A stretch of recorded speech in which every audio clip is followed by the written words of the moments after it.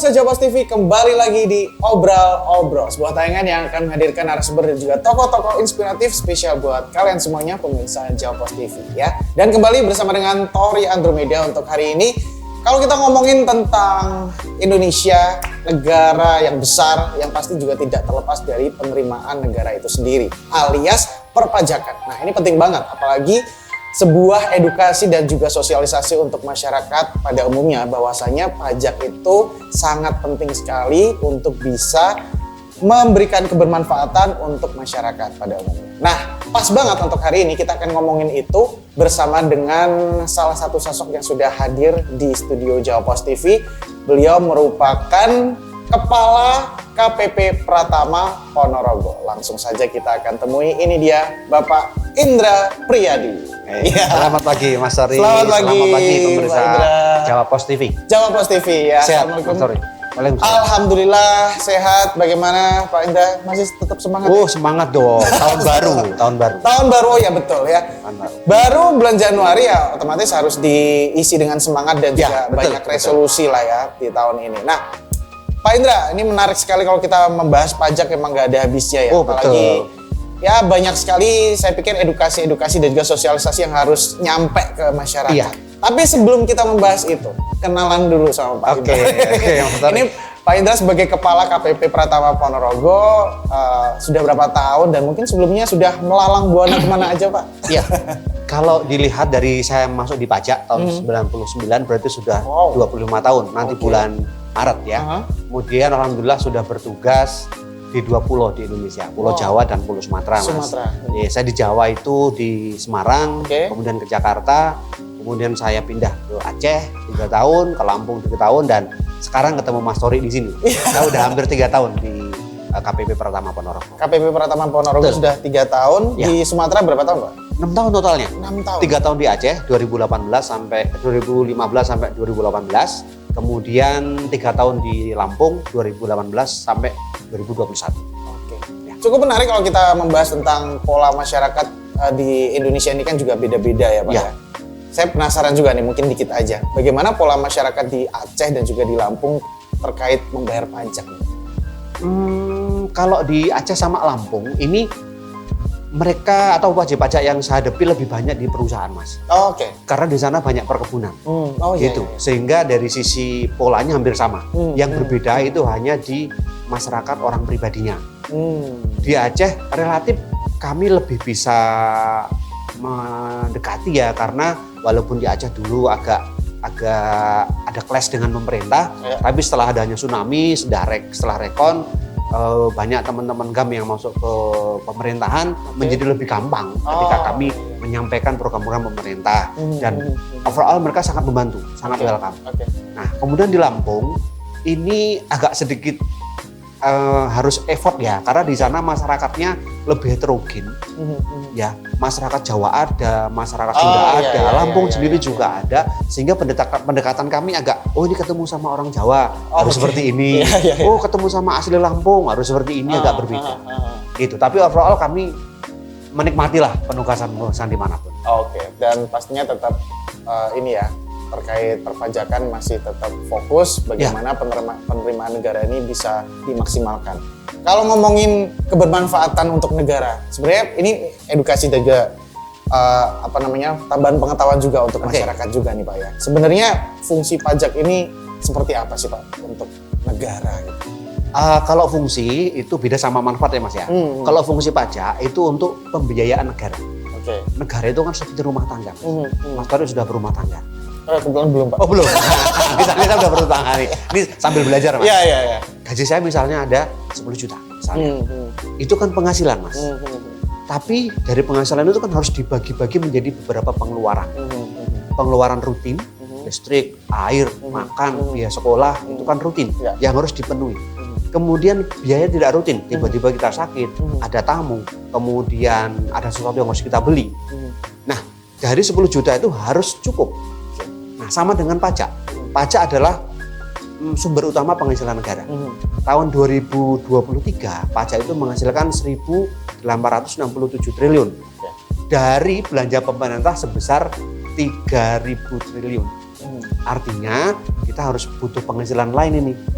Nah, itu fungsi. Jadi untuk mengisi kas negara. Manfaatnya banyak sekali. Sejak kita lahir ceprot ini, non sewu sampai nanti kita meninggal, pajak selalu mendukung kita. Yang pertama zaman sekarang lahir Pak, Mas ya, sorry. Kalau lahir ke rumah sakit itu nggak bayar, karena pakai BPJS, pakai asuransi dari pemerintah. Kemudian kita keluar dari rumah sakit, masuk ke jalan, jalan itu dibangun dari uang negara. Kan sekarang mencari jalan rusak agak susah. Banyak kan yang halus ya Mas ya. Nah gitu. Kemudian ketika kita sudah dewasa, ya kita sekolah gratis dengan catatan sekolah di negeri. Sama, ketika kita di kampung, di kota, kita merasa aman, ada Pak Polisi, ada Pak Tentara yang selalu menjaga keamanan. Itu semuanya dari pajak. Jadi manfaatnya luar biasa. Yang kita merasakan, tapi kita tidak pernah menghitung nih manfaat itu. Gitu loh. Sementara kita mungkin bayar pajaknya non sewu masih ada yang gersulo. Duh, apa-apa dipajakin. Tapi ketika kita menerima manfaat, kita lupa bahwa itu sebagian berasal dari pajak yang kita bayar. Oke, dan sekarang kita langsung fokus ke KPP Ponorogo.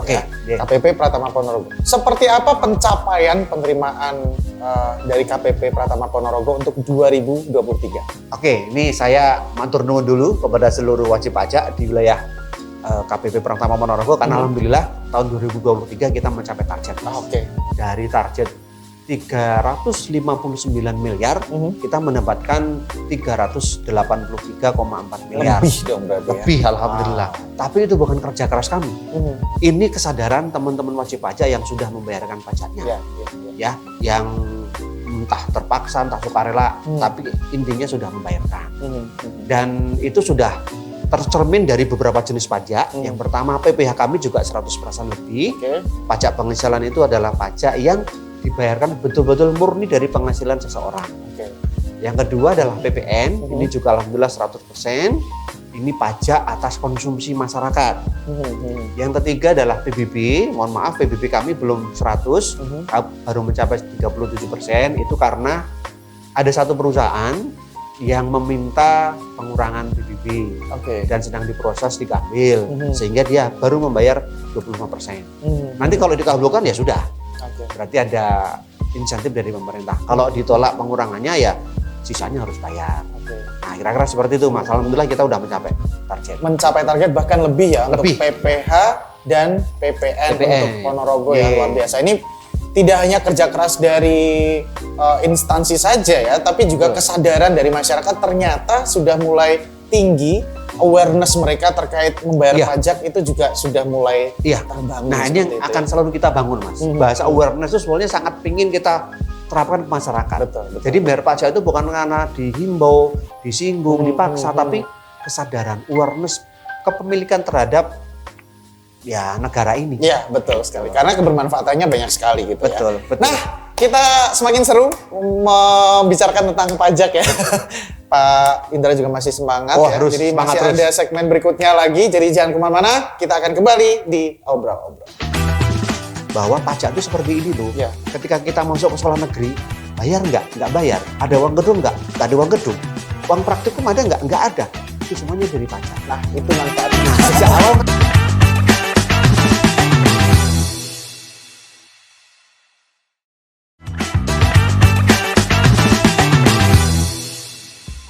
Oke pemirsa Jawa TV, kembali lagi di Obrol-Obrol dan masih juga bersama dengan Pak Indra Riyadi selaku Kepala KPP Pratama Ponorogo. Selalu menarik kalau kita membicarakan tentang pajak, bagaimana pada akhirnya terbukti ya selama 2023 masyarakat Ponorogo khususnya ini awareness atau kesadaran mereka dalam membayar pajak ini cukup tinggi, bahkan targetnya sudah tercapai lebih bahkan 100 sekian persen lah ya, untuk pencapaiannya.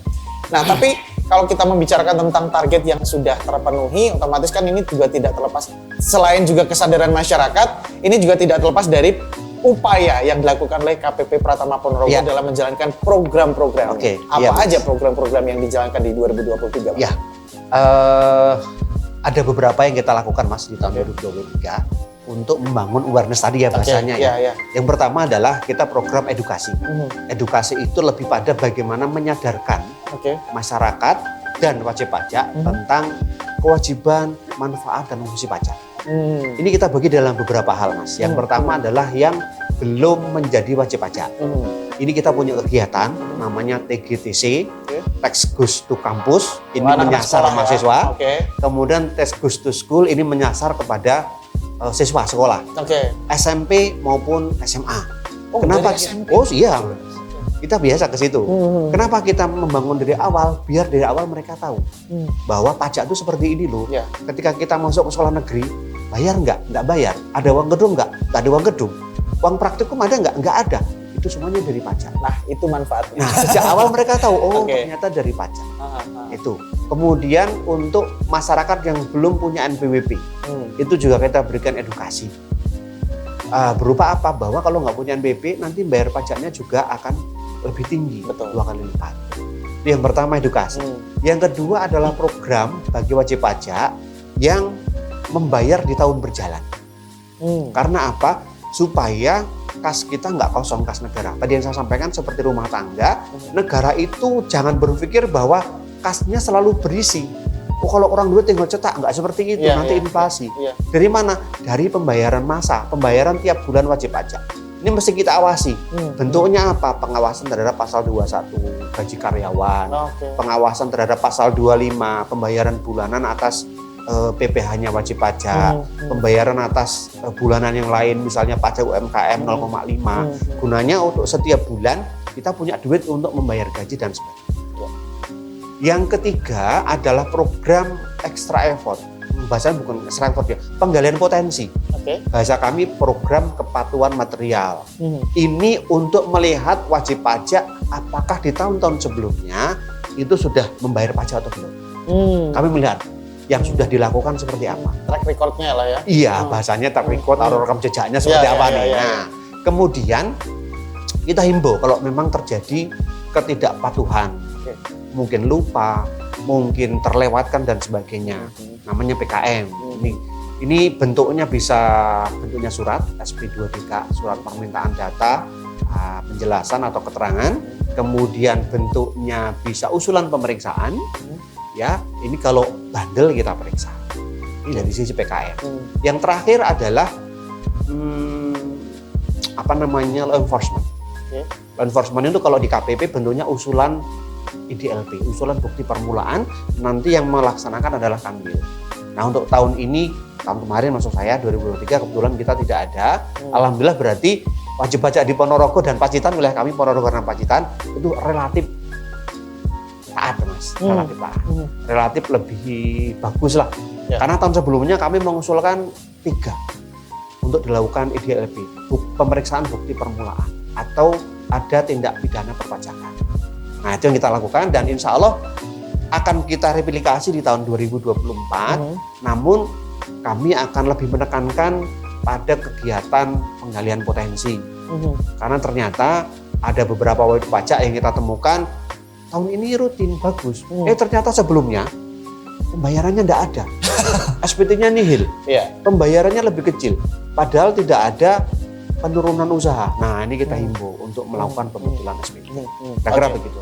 Nah, kalau kita lihat berarti banyak sekali program-program dan juga upaya-upaya yang dilakukan oleh KPP Pratama Ponorogo untuk bisa memaksimalkan penerimaan pajak dari masyarakat juga. Termasuk tadi juga ada sosialisasi, edukasi ke itu berarti secara detail KPP Pratama Ponorogo ini datang ke sekolah-sekolah untuk bisa ngasih sosialisasi itu ke anak-anak bahkan sejak SMP ya, Pak? Iya.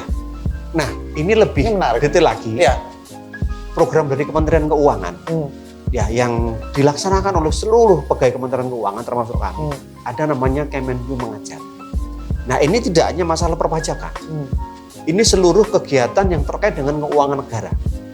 Nah, itu kami laksanakan sampai jenjang SD kelas 1. Dengan materi yang sudah kita buat. Berbeda-beda. Ini seluruh Indonesia. Setiap tahun sekali sekitar di bulan Oktober. Jadi Kemenku Mengajar itu materinya bisa tentang perpajakan, tentang bea cukai, tentang perbendaraan. Tentunya sesuai dengan kondisi masing-masing. Umur mereka ya? Iya, sesuai dengan umur. Dari usia kelas 1 SD sama SMA kan juga materinya juga tetap beda. Pendekatannya beda. Iya, gitu. Dan biasanya saya meminta daerah-daerah yang agak minggir gitu biar ada ada sensasi, bukan sensasi melihat, waduh ternyata pajak emang betul-betul dibutuhkan untuk daerah-daerah yang untuk kesana saja kita butuh effort. Harus naik motor karena nggak bisa pakai mobil, harus jalan kaki, harus pakai perahu karena memang tidak ada pesawat, harus pakai perahu. Banyak sekali yang menjadi pengalaman kita ketika ada kegiatan Kemenku mengajak. Nah, dalam menjalankan program-program tersebut juga pastinya selalu ada kendala, Pak ya. Apa saja kendalanya? Pastilah. Ya. Jadi memang kalau Bu Menteri itu menyampaikan ke kami, Mas, ini teman-teman yang di DJP, pekerjaan kalian itu, kalian benar saja, itu sudah dimusuhin orang. Apalagi kalau kalian itu bekerjanya salah. Oh gitu ya? Jadi harus dimitigasi betul permasalahan di lapangan. Oke. Nah, kalau kami di Pacitan ini, ada 3 permasalahan utama, Mas. Yang pertama luas wilayah. 2 kabupaten. Tapi bagi saya ini nggak jadi masalah sih. Cuma memang harus kita pecahkan. Karena dulu saya udah biasa. Di luar Jawa itu beberapa kabupaten. Ya, tidak sebanding dengan petugas kami yang cuma 95. Nah, solusi kami adalah penggunaan IT. Alhamdulillah di DJP sekarang sudah banyak IT yang dipergunakan untuk mengcover potensi-potensi yang ada. Karena sekarang orang jualan itu, Mas, orang mencari penghasilan tidak perlu harus ke kota, tidak perlu harus jualan yang kelihatan fisiknya. Orang di pucuk gunung di Pacitan itu bisa jualan via online, dan kami menemukan beberapa. Dan omsetnya jangan salah, puluhan miliar. Wow, betul itu. Itu ada di Pacitan sana, dan kami menemukan. Ya, jadi insya Allah sudah kami mitigasi. Yang kedua adalah masih ada resistensi, penolakan dari wajib pajak dari masyarakat ketika kami datang. Ya, jalan keluarnya kami mengajak asosiasinya, perkumpulannya untuk tolong dong, kami pengen mensolusikan masalah pajak nih. Mau gandeng pihak lain ya? Iya, kita ngajak. Yang sering kami ajak adalah teman-teman Kadin, teman-teman HIPMI, KPNSI, gitu loh. Kalau kami datangin satu-satu, enggak mungkin. Kalau kami undang sendiri, melihat amplopnya pajak aja. Pajak ada apa lagi nih? Akhirnya kita kerjasama, monggo. Berarti dapat surat cinta ya? Nah, udah pikirannya macam-macam. Padahal kita cuma pengen, ayo dong kita belajar pajak bareng biar tidak terjadi kesalahan. Yang ketiga masalahnya adalah kesadaran yang berbeda, Mas. Masyarakat Ponorogo Pacitan itu ada masyarakat kota yang lebih educated ya dibanding masyarakat pedesaan yang informasinya mungkin kurang. Betul. Gitu. Dan di desa-desa itu yang tadi saya bilang, sekarang nggak ada batasan lagi, orang nyari duit dari manapun bisa. Ketika mereka sudah jualan banyak, omsetnya besar, secara hitung-hitungan pajaknya mestinya lebih besar. Nah, itu yang kita sasar supaya tidak kejeglong gitu loh. Tidak kemudian tagihannya besar karena bertahun-tahun tidak tersentuh dengan perpajakan. Nah, kita membangun kesadaran itu loh yang selalu kita lakukan. Ya, supaya ya tadi kesadaran membayar pajak itu muncul dan tidak perlu dengan effort yang tadi ada pengawasan, ada pemeriksaan, nggak perlu sampai di situ. Iya. Tapi dari masing-masing masyarakatnya sendiri sudah ada kesadaran lebih untuk bisa berkontribusi dalam membayar pajak. Bahaya Mas Tori, awareness-nya kita bangun betul. Kesadaran kita bangun bahwa ini kewajiban saya. Seperti saya butuh sholat, saya butuh makan, saya butuh minum. Ketika sudah usia gede, saya juga butuh bayar pajak. Biar apa? Negara itu bisa membangun seluruh fasilitas, infrastruktur, ya insentif, ya untuk kemajuan bersama. Oke. Itu. Apalagi ini juga masih awal tahun banget lah ya, 2024 masih banyak semangat baru, masih ada resolusi juga. Nanti akan kita bahas di segmen berikutnya. Kita tahan dulu Pak Indra, kita akan kembali lagi untuk segmen berikutnya. Jadi jangan kemana-mana, tetap di Obrol-Obrol. Harapan kami adalah pimpinan kita sudah lapor. Ayo kita sama-sama lapor SPT. Kenapa? Lebih cepat, lebih baik, lebih cepat tidak antri. Karena nanti kalau kita udah bulan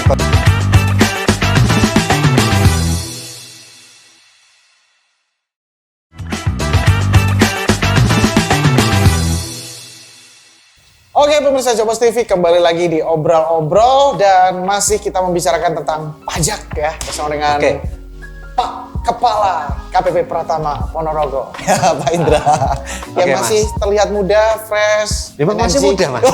Sudah. Tadi ketemu saya, wah muda-muda semua ya. Gitu. Kayaknya jiwanya tetap muda. Harus selalu muda. Nah, Pak Indra, selama ini seperti apa sih para wajib pajak ini melaporkan SPT? Ya? Gini Mas Sorry, jadi bentuk kepatuhan wajib pajak Ya, itu ada dua. wajib pajak. Pertama kepatuhan material adalah kepatuhan membayarnya dari kewajibannya. Nah yang kedua yang tidak kalah penting adalah kepatuhan formalnya alias melaporkan SPT-nya. Sarana untuk menunjukkan ini loh penghasilan saya selama tahun kemarin tercermin dalam SPT. Nah alhamdulillah di tahun 2023 kepatuhan SPT tahunan di KPP Pratama Ponorogo itu seperti dalam tabel, baik Ponorogo maupun Pacitan, dua kabupaten wilayah kami itu semuanya 100% dari target. Oh, oke. Itu. Ini mencerminkan bahwa kesadarannya cukup bagus. Betul. Gitu ya, cukup bagus overall. Nah, namun kalau kita lihat lebih mendalam lagi memang ada beberapa kondisi yang kami harus meng-effort di satu titik. Gitu. Jadi untuk tahun kemarin oke. Nah, tahun ini kami juga berharap akan lebih bagus. Gitu. Dan sudah kita mulai. Betul. Nah, ngomongin tahun ini juga nih, pastinya kan ada proyeksi ya yang sudah dibuat program-program yang nantinya di 2024 akan dijalankan. Seperti apa Pak ini? Nah, ini Mas. Pertama kaitan sama SPT tadi ya yang habis kita bicarakan. Saya akan mengulangi yang tahun kemarin. Oke. Yang kita sudah laksanakan. Yang pertama adalah hari Kamis minggu kemarin, alhamdulillah Mas Aji, Bapak Bupati Pacitan, Pak Indra Tanur Bayu Aji sudah melaporkan SPT-nya. Itu. Ini menjadi contoh bagi masyarakat Kabupaten Pacitan. Pak Bupati sudah loh, mosok Anda belum? Itu kan harusnya malu dong, Pak Bupati sudah. Contohannya lewat pemimpin daerah. Orang nomor 1 di Pacitan sudah lapor SPT. Yang kedua, hari Senin kemarin, baru kemarin Senin ya Mas ya, itu Pak Bupati Ponorogo gantian, Kang Giri, juga sudah lapor. Nah, tahun kemarin kami juga seperti itu. Harapan kami adalah pimpinan kita sudah lapor. Ayo kita sama-sama lapor SPT. Ya. Kenapa? Lebih cepat, lebih baik, lebih cepat tidak antri. Ya. Karena nanti kalau kita udah bulan Februari Maret, kan paling lambat 31 Maret, ngantri biasanya. Itu untuk kepatuhan. Dan kami juga kerjasama dengan asosiasi, dengan dinas-dinas, dengan grup-grup pengusaha-pengusaha supaya segera melaporkan SPT-nya. Kalau susah datang ke kami. Itu dari sisi kepatuhan formalnya. Yes. Dari sisi kepatuhan materialnya sama Mas. Kemarin kami alhamdulillah sudah mulai bagus ya. Akan kami ulang di tahun 2024, hanya penekanannya berbeda. Kalau tahun kemarin kami penekanannya pada sosialisasi, sosialisasi dan sebagainya. Tapi ternyata kami luput di penggalian potensi. Meskipun dari overall target tercapai, tapi kalau kita breakdown dari penggalian potensi tahun sebelumnya yang tadi kami sebutnya PKM, itu ternyata tidak mencapai target. Maka di tahun ini kami akan fokus utamanya di penggalian potensi tahun-tahun sebelumnya atau PKM, penggalian kepatuhan material. Itu akan kita fokuskan. Dan itu hanya di beberapa sektor. Sektor perdagangan, distributor, eceran dan sebagainya, termasuk perdagangan emas, kemudian sektor penggilingan padi, itu juga kita utamakan, kemudian juga sektor transportasi, karena sekarang sudah mulai bergerak nih sektor transportasi, nggak ada COVID lagi yang dulu kita takutkan. Nah, ini ternyata punya pergerakan yang cukup dinamis. Nah, itu akan kita lakukan di tahun 2024 ini, sehingga harapan kami nanti sektor yang kemarin lemah, penerimaan yang kemarin lemah, kami bisa push lebih bagus lagi di 2020. Itu artinya untuk edukasi dan sosialisasi misalnya ke sekolah-sekolah tetap akan dilanjutkan ya? Tetap dilanjutkan, hanya fokus kami besok itu kan udah rutin, udah kita laksanakan, nggak ada problem. Nah, cuma yang tahun kemarin kami nggak mencapai target adalah di sisi PKM. Itu yang akan kita coba lebih detail lagi, lebih masif lagi kita lakukan. Nah, menarik juga ketika kita membahas terkait 2024 ya, sebuah tahun yang sepertinya akan semarak ya dengan mungkin ini. Saya nggak tahu apakah cukup berpengaruh kontestasi politik yang terjadi dan lain-lain, tapi yang pasti dari 2023 ada refleksi dan 2024 ada resolusi. Ya. Apa saja ini Pak yang akan 2024 ini menarik betul Mas. Karena pertama dari sisi internal kita ada Pilpres ya. Mau nggak mau Pilpres itu mempengaruhi pengusaha. Itu mempengaruhi Pak ya? Ya, wait and see. Karena sudah terasa dari tahun 2023. Jadi gini ceritanya Mas, tahun 2022, 2021 kami sedikit lebih mudah dalam mencapai penerimaan.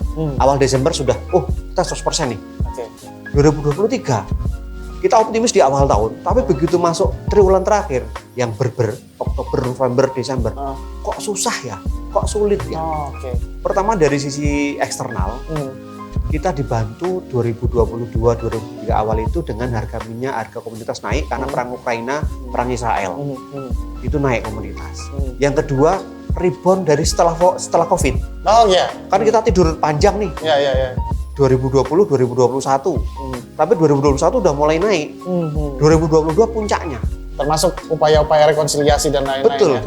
Luar biasa naiknya. 2023 mulai landai. Nah, kita baru merasakan di akhir tahun. Wah, ternyata susah. 2024 kami meyakini tidak akan lebih mudah dari 2023. Ya, walaupun kami tetap optimis. Kenapa? Pemilu itu juga membuat deterrent effect dari sisi konsumsi. Betul. Sepakat. Ya, UMKM, percetakan dan sebagainya pasti akan bergerak. Konsumsi akan bergerak. Orang kemana-mana akan bergerak. Kami punya optimisme di situ. Gitu. Dan itu juga didukung oleh penerimaan kami, APBN dan APBD sebagai pendukung utama. KPP Pertama Ponorogo itu 55% penerimaannya dari dana pemerintah, Mas. APBD, APBN. Itu jelas pembayarannya pasti ada. Target 2024? Minimal 400 miliar. 400 miliar. Ya, minimal 400 miliar. Insya Allah gitu. Cukup optimis dengan itu? Harus optimis. Harus optimis. Masuk awal tahun nggak optimis. Perkara di depan ada permasalahan, harus kita cari penyelesaiannya. Betul. Apalagi program-program juga sudah ada, proyeksi juga sudah ada, tinggal jalan aja ya. Ketika kita sudah bisa merencanakan sesuatu, maka kita udah membuat 50% keberhasilan. Tapi kalau kita nggak bisa merencanakan sesuatu, maka kita merencanakan sebuah kegagalan. Makanya di awal kami merencanakan betul berapa prognosa, apa yang mesti kita kerjakan, kedepannya kalau ada risiko mitigasi seperti apa, kita buat di bulan Januari. Sehingga itulah membuat kami optimis kalau angka 400 miliar insya Allah kami bisa capai gitu. Hitungan matematis tahun kemarin pertumbuhan nasional itu 6%, tahun ini kira-kira juga sama. Kalau 6% dikalikan 383, kita mendapatkan angka sekitar 20 lah gampangnya. 20 ditambahkan 383, itu kami mendapatkan 403. Jadi oke. Pak Indra, terakhir sekali, sedikit saja pesan untuk para wajib pajak. Segmen terakhir ya Mas. Ya. Ini untuk para wajib pajak yang saya hormati, saya banggakan. Yang pertama adalah pajak itu untuk kita semua. Insya Allah tidak ada pajak yang dimakan oleh pegawai pajak. Kami selalu menjaga integritas dan profesionalisme. Yang kedua, untuk panjenengan semuanya, tahun 2024 sudah mulai, monggo dipersiapkan SPT tahunannya, ada kesulitan, datangin kami, akan kami bantu sepenuhnya. Dan teruslah berkomunikasi dengan kami untuk masalah perpajakan. Yang tahu pasti tentang pajak adalah pegawai pajak. Jangan mencari keterangan, pembetulan apapun di luar sana tanpa konfirmasi ke kami. Nanti tidak jadi masalah. Kalaupun panjenengan punya konsultan pajak, tetaplah konsultasi ke kami apakah yang dilakukan sudah benar atau belum, biar terkonfirmasi. Itu. Yang penting kami akan selalu ada untuk membantu panjenengan, dan kalau pajak kuat, insya Allah Indonesia pasti. Oke, pajak kuat, Indonesia maju. Jangan lupa lapor SPT tahunannya cepetan ya. Kesadaran untuk membayar pajak juga harus terus ditingkatkan supaya penerimaan negara juga besar, kebermanfaatan untuk masyarakat juga besar. Yang kita rasakan setiap hari ini juga hasil dari pajak juga. Alhamdulillah. Alhamdulillah. Ya, itu. Pak Indra Priyadi, matur nuwun, terima kasih sudah hadir di Jawa Pos TV untuk membahas hal-hal yang menarik terkait pajak ya. Semoga ke 2024 semakin gemilang untuk pencapaiannya.